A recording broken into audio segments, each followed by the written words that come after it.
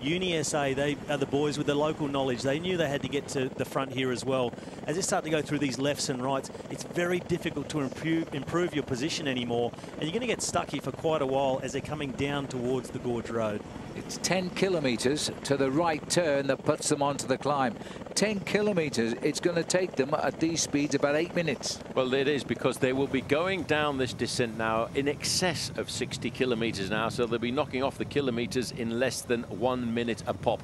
This man here, you can just almost see by the body language now, Robbie is trying to say to us, oh, this hurts. When will it come to an end? Well, he knows he's going to get caught. He knows he's going to get caught, and he's just such a fighter. He always puts in. He'll ride to the death. He just wants to see how far he can get. He knows he needs more than a minute on this climb. But that's the funny thing, isn't it, about professional cycling? We knew he was going to get caught when he won the stage into Stirling, but he didn't. Hang on, you guys told me the breakaway was going to get caught into Campbelltown. They survived. This is the Giant squad driving at the front. All the teams trying to look after their one man that could make the big difference and pull on the ochre jersey tonight. 13 seconds. The majority of these riders are behind the race leader. There's a 10-second win bonus, and we expect timed gaps on the finishing line today. But Will Clark is hanging on in there, and he's holding a gap of 30. Added a second, 31 seconds. But there is such incredible organisation. 66.5 kilometres an hour going down Cuddly Creek descent, and you can still see nobody's ruffled the feathers of Team Sky. They're keeping themselves organised. It is so important. Boom, out goes the lighter. It looks like big old Marcel Kittel. Job done. See you tonight, boys. Well, he's the man who's usually on the back of this train, and this is a moment where he can really pay back his teammates. He can do a bit of work, get on the front, get them in position. That's what it's all about. They're there now. They're in control. They wait for these lefts and rights, and they can even back off the speed when they feel like it and maintain that position on the front. They can almost see Will Clark now as the gap's plummeted to 22 seconds inside the final 10 kilometres, but it's only a matter of when now. All downhill. We're charging through the beautifully named Cuddly Creek. We'll go past the general store. All the club cyclists know it very well here as we go along Gorge Road. As we'll see the peloton just pop around that corner. No, he's still staying out of sight, and his head is rolling now. Will Clark deserves, well, he'll certainly win the most competitive rider of the day, that's for sure. He won't go home empty-handed, but I don't think he'll be taking out the stage. Well, theoretically, he should not take out the stage. He will get caught, but a rider will always keep riding until he can feel the breath of the main field on the back of his neck. He keeps looking over. I think it's job done there. The shoulders have dropped down. He looks back and he can see that mass of the main field charging. And that's where the organisation is really happening now. Teams who feel they're a little bit too far back, they're trying to get reorganised. They'll be trying to come around the outside, but at the same time keep their leader out of the wind. No unnecessary accelerations, but as the road winds left and right, you can see riders get forced off into the dirt. One of the Drapac riders, 173. Yeah, Tim Rowe.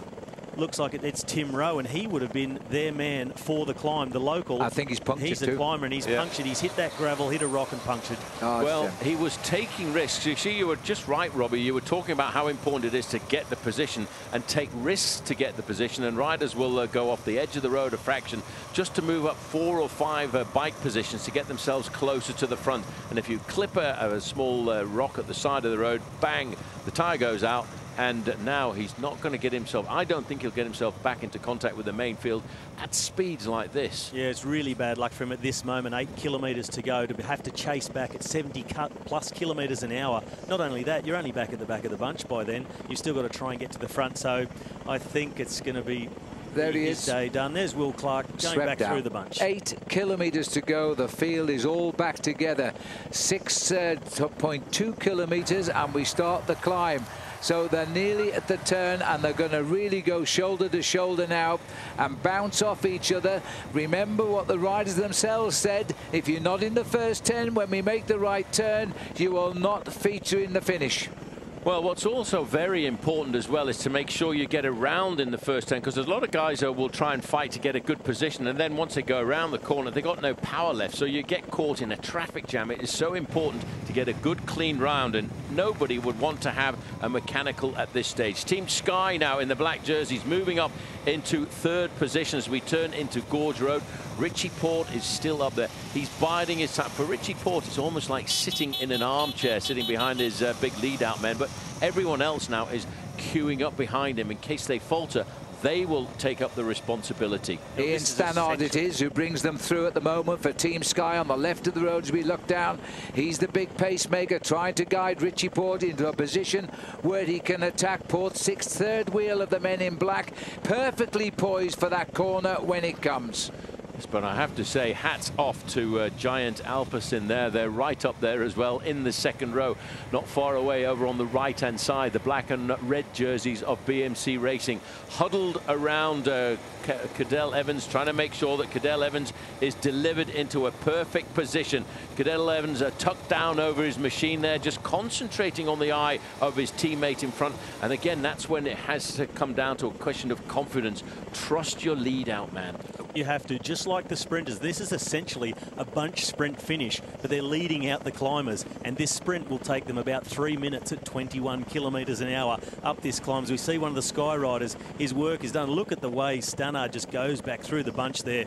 He's been riding at 60+ kilometres an hour for just as long as he could to keep Richie Porte up the front. As we see Heinrich Hauser, the Australian champion, come right to the front of the bunch. He's going to try and slot in on the Giant Alpecin team, who are still working for Dumoulin. So it's a constant changing of the guard at the front. Teams trying to take control. It's important to be in the first 10.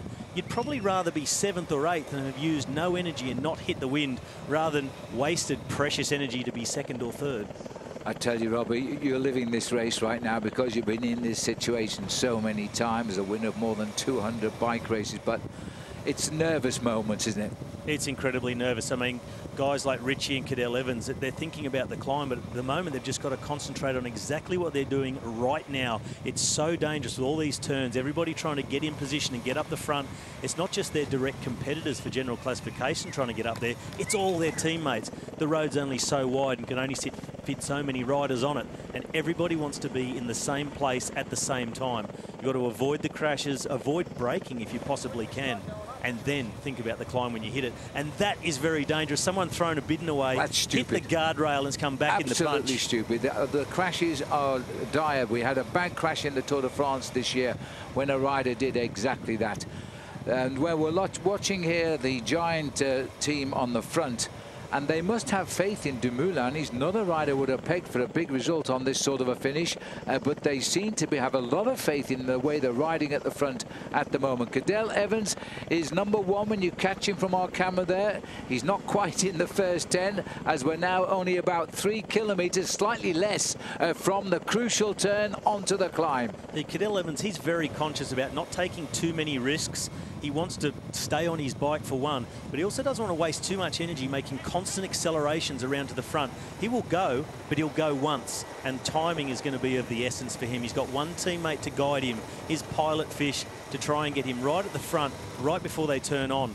What they do have is a slight uphill run before they get to that corner. So the riders will be also making sure they've changed down into the small chain ring before they make that turn. The last thing you want to do is be trying to change on that 20% piece from big to small chain ring and drop the chain off. Big Roger Kluge for IM Cycling drives at the front here. I'm not too sure who they hope to deposit on the finishing line. I can't see this being a result for Heinrich Hauser, but I would probably go for Martin Elmager, a former winner of this very race and 4 times a champion of Switzerland.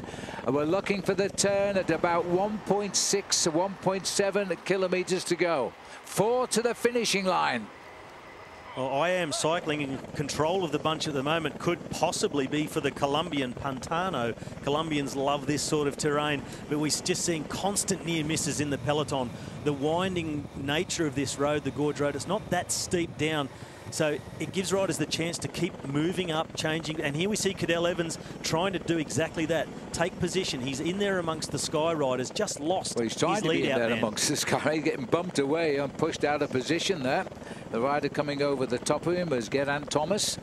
He's got to get himself back up there. They're getting desperate now. They know what they must be, and it's only a couple of kilometres, less than 2 kilometres to the turn. These are very, very nervous moments, and Team Katusha are breaking in on the scene. Just on the left-hand side of the picture, Matthew Heyman, road captain of Orica Green Edge, starting to bring his teammates to the front. He'll be looking after Simon Clark and Darryl Impey and Cameron Meyer. Well, Cadel Evans relying heavily now on Sylvain Dillier's number 5. Number 2 is Michael Shaw, former champion of Switzerland. Then Cadel Evans, 31 down there in the black is Richie Porte. Evans and Porte are the 2 big favourites, and they're both at the sharp end of the race. Really shadowing each other now, both their teams choosing the same path to get towards the front. We saw Richie Porte just get a little shove from one of his teammates to get through that gap. You don't want to get caught out, get squeezed in between. Orica Green Edge, a good lineup there, 4 guys all together. Here comes Ethics Quick Step on the left-hand side. Giant Alpecin in front. Sky trying to force their way through. BMC following them. Here's our Oka jersey of Jack Bobridge to see how far back he is now. Where is he? He's too far back at the moment. He's got to move up, and he's got to move up in the next kilometre before we get to this right-hand turn, because when they make the turn, it hits them in the face. It's the climb up towards the finish. It is not very far. We can't rely on our GPS at the moment. The riders at the back think they've done their job. Wait for the turn now as they start to go up the climb to the finish. And remember, the King of the Mountains is before the line. They still make a left turn for the finishing sprint. BMC rider goes to the front, the final up here. Here's Cadel Evans in second position. Richie Porte right behind him. The road starts to seriously climb before they even turn on to the climb itself. Things are already getting sorted out. Cadel Evans in second position behind Michael Scare. Richie Porte, here is the turn, and here is the steep section. Cadel straight on it. If you weren't at the front here, well, you have got a lot of work to do. Cadel Evans putting the pressure on now. Richie Porte right in the wheel.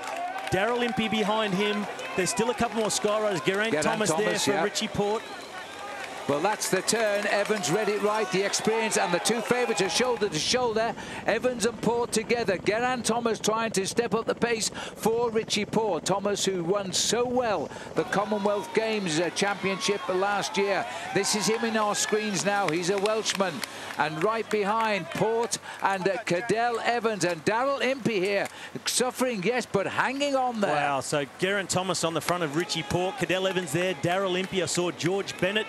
Domenico Pozzovivo, who we thought might be a favourite. As Simon Getchka now pushes the pace, is that for himself or is that for Dumoulin? He's gone to the front. He's really putting it on. Dumoulin is looking to start to struggle a little bit at the back there.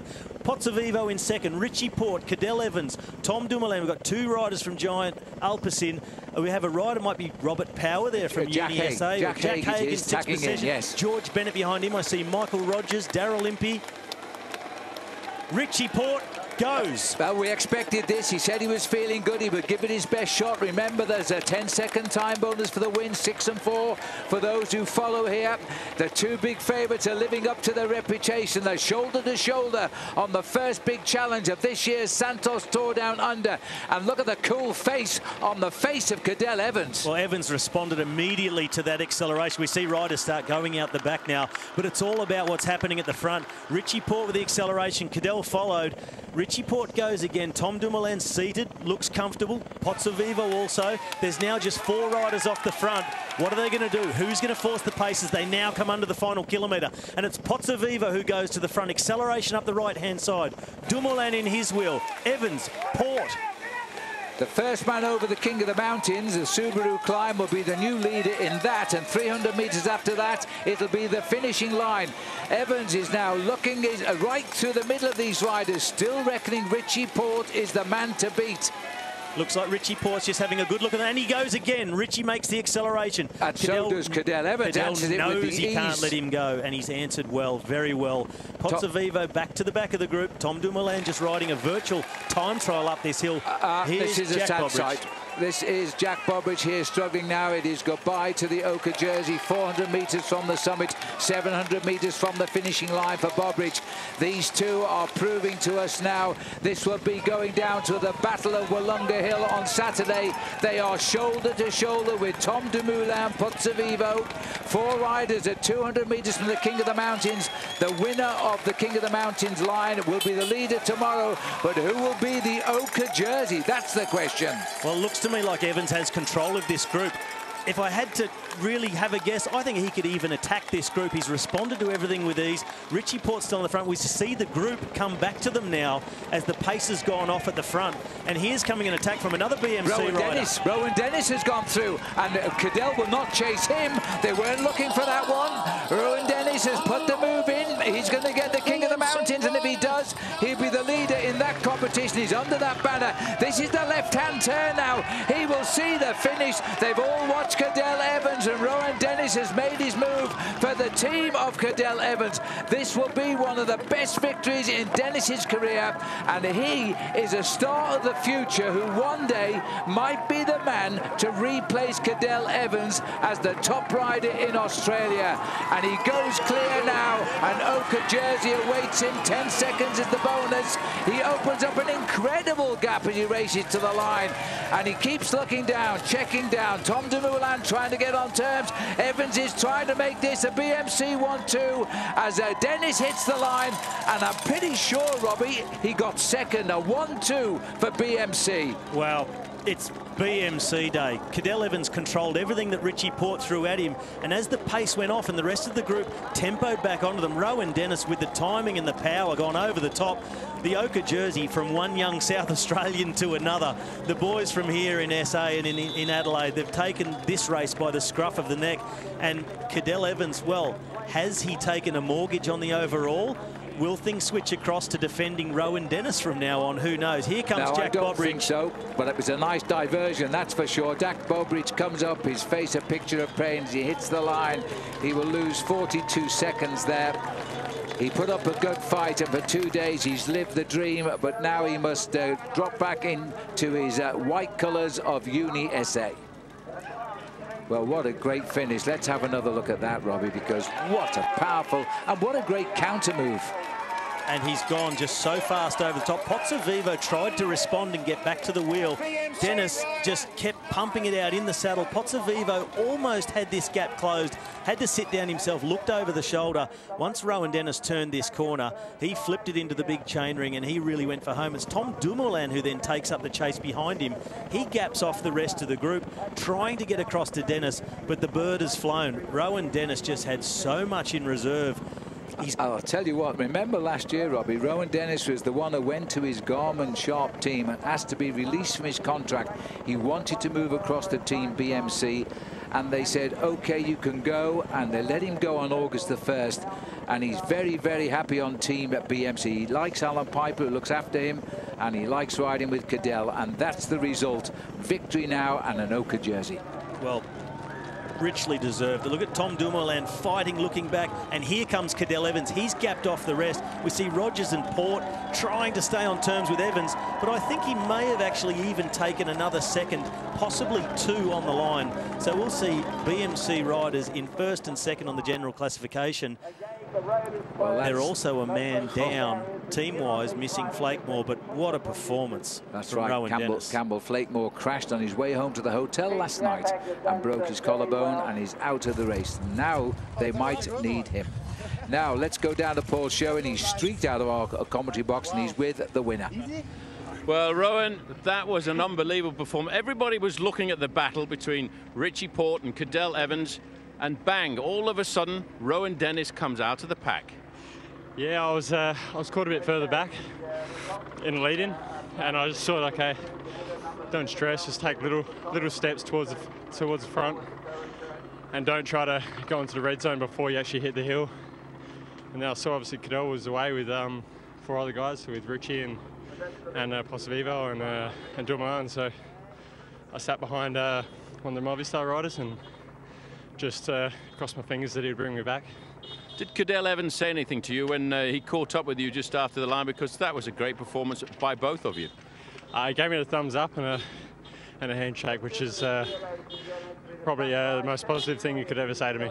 He's a man of little words, but yeah.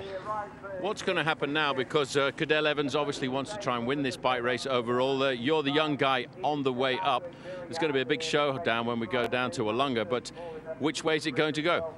Well, to be honest, I didn't expect to have that at the finish. The plan was for me to actually attack at the bottom and put the guys like Richie and Pozzovivo and a couple other riders under pressure. let Cadell just sit back. But obviously I was a bit too far back to actually follow that plan, and ended up being the total opposite. But Cadell, he's still, in my eyes, a leader, and I'm going to respect that. And obviously, I don't know, do I have the lead now, or the Ochre jersey? So yeah, I'm not sure how the team meeting's going to go, but we're still both protected. You do have the Ochre jersey, but it's still a long way of racing to go. Still Wollonga, Mount Barker, and that last crit. So there's still solid racing to come. Well done. Thank you. Wow. Let's have a look then at the stage results first here. What a great day it was at the finish there. Dennis winning by 3 seconds over his teammate Evans, Dumoulin at the same time. Then came Maxime Bouet grabbing 4th place. He'd be delighted with that. Michael Rogers there from Australia. He was in 5th place. Richie Porte in 6th. Slight time gaps as well. 5 seconds to the senior riders. 13 seconds to the 10th place rider, Simon Geschke. This man maybe didn't expect to get this at the end of today, because he thought he was going to be a team helper. He's now the leader of the Santos Tour Down Under. Rowan Dennis made a good decision to swap teams halfway through last year. Yes, he did. He wanted to join BMC. Alan Piper's his old mate. He's also Australian, manages the squad on occasion as well. But Rowan Dennis, his job was to be up at the front round that corner, hit out at Richie Porte, weaken him and allow Cadell Evans to win. But he didn't quite get to the front until the very end of the climb, and then he had to take it himself. It was a fantastic performance. Let's have a look how it stands now. Dennis now leads this race, all the time bonuses taken off, so by 7 seconds his advantage over his teammate Cadell Evans.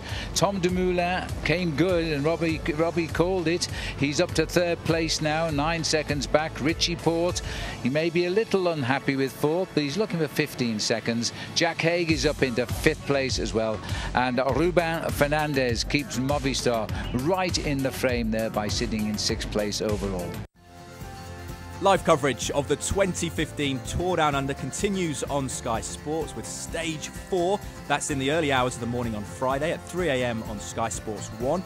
Highlights from every stage are also available on demand, and you can also keep up with all the latest news from Australia at skysports.com/cycling or via Twitter at Sky Cycling.